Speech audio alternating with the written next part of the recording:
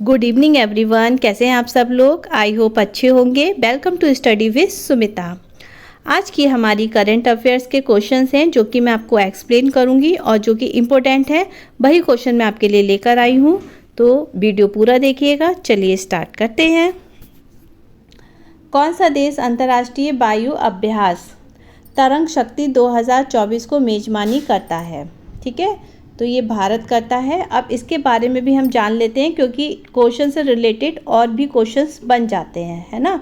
जैसे कि भारत तरंग शक्ति सबसे बड़े अंतर्राष्ट्रीय वायु अभ्यास की मेजबानी 2 चरणों में करता है। अगर पूछा जाए कि सबसे जो है अभ्यास मेजबानी कितने चरणों में करता है, तो 2 चरणों में करता है।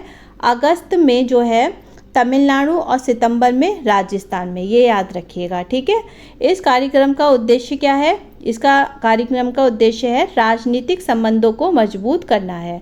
अब देखिए, क्वेश्चन में ये भी पूछा जा सकता है कि अंतर्राष्ट्रीय वायु अभ्यास तरंग शक्ति जो कार्यक्रम है उसका मुख्य उद्देश्य क्या है। ठीक है, तो इसको याद रखिएगा आप, जो क्या है कि राजनीतिक संबंधों को मजबूत करना इस कार्यक्रम का उद्देश्य है, जिसमें 51 देशों को आमंत्रित किया गया है और 30 भाग ले रहे हैं। ठीक है, तमिलनाडु में पहले चरण में फ्रांस, जर्मनी, स्पेन और यूके शामिल है। राजस्थान में दूसरे चरण में Australia, Bangladesh, Greece, Singapore, UAE और यूएसए भी शामिल है। यह अभ्यास सहयोग और परिचालन कौशल को बढ़ाता है। अब देखिए, क्वेश्चन यहाँ पर बंद था, लेकिन इस क्वेश्चन से रिलेटेड अगर आप देखें तो यहाँ से बहुत सारे क्वेश्चन आपके और भी बन सकते हैं, तो आप इनके एक नोट्स बना लीजिएगा। ठीक है, चलिए नेक्स्ट क्वेश्चन है।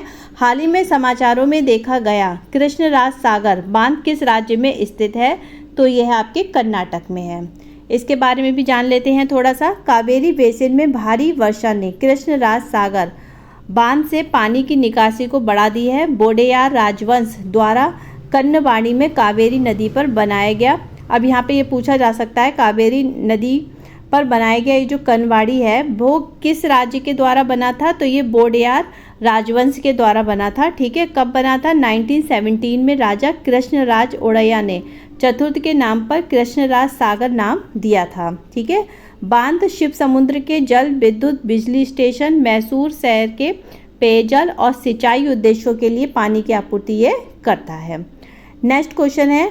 हाल ही में समाचारों में देखा गया झूमर किस राज्य में किया जाने वाला एक पारंपरिक नृत्य है? तो ये असम में है। ठीक है, ये क्वेश्चन आप देख लीजिएगा, नोट कर लीजिएगा, इनमें से आपके जरूर क्वेश्चन फंसेंगे। ठीक है, तो असम जो है 8000 सरकार 8000 चाय जनजाति कलाकारों के साथ एक भव्य झूमर नृत्य प्रदर्शन की योजना बना रही है। अब देखिए, अगर पूछा जाए कितनी चाय जनजातियों के साथ बना रही है, तो 8000 के साथ। ठीक है, तो झूमर असम की चाय जो है जनजातियों का एक पारंपरिक नृत्य है जो कि शरद ऋतु के दौरान किया जाता है। अगर क्वेश्चन में पूछा जाए कि झूमर असम चाय की जो पारंपरिक नृत्य है वह किस ऋतु में होता है, तो ये शरद ऋतु में होता है। और इसमें जो है युवा लड़कियां क्या होती है, खेतों में या पेड़ों के नीचे नृत्य करती हैं, और जबकि पुरुष जो हैं सदस्य मादल, ढोल, बांसुरी और ताल जैसे वाद्य यंत्र बजाते हैं। यह नृत्य दैनिक जीवन, खुशियों, दुखों और आकांक्षाओं को दर्शाता है और मनोरंजन, अनुष्ठान, पूजा, प्रणय और बारिश के लिए प्रार्थना के रूप में भी ये काम करता है। तो ये देखिए कितने सारे क्वेश्चन आपकी थ्योरी में से बनेंगे। देखिए, आप अपने आप से ऐसा नहीं है कि खाली क्वेश्चन पढ़े और आपने याद कर लिया। अगर थोड़ी सी अगर थ्योरी आपको मिल रही तो इससे भी आप अपने नोट्स को तैयार कर सकते हैं और क्वेश्चंस को अच्छे से। और ये क्वेश्चन जो है बहुत ही इंपॉर्टेंट क्वेश्चन है। नेक्स्ट क्वेश्चन है। हाल ही में खबरों में देखा गया है पार्किंसंस रोग क्या है? तो ये एक प्रगतिशील तंत्र का संबंधी विकार है। ठीक है, तो इसके बारे में अगर जाने तो पार्किंसन रोग के रोगियों में जीन उत्परिवर्तन अपेक्षा से अधिक सामान्य है, जो व्यापक आनुवंशिक परीक्षण का सुझाव देता है। पार्किंसंस एक प्रगतिशील तंत्र का संबंधी विकार है जो कि गति और शरीर के संतुलन को जो है प्रभावित कर देता है।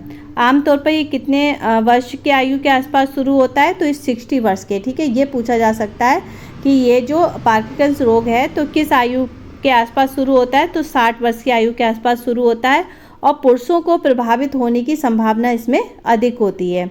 ये सबस्टेशिया नाइग्रा में तंत्रिका कोशिकाओं के क्षय के कारण होता है, जिससे कि डोपामाइन की कमी होती है। किसके कमी के कारण होता है ये भी पूछा जा सकता है। तो डोपामाइन की कमी से होता है, जिसका परिणाम स्वरूप क्या होता है, धीमी गति और कंपन होता है। ठीक है, लास्ट क्वेश्चन है हमारा, किस मंत्रालय ने कक्षा 6 से 8 के छात्रों के लिए बैकलेस दिनों के लिए दिशा निर्देश दिए हैं। ठीक है, तो ये शिक्षा मंत्रालय ने दिए हैं।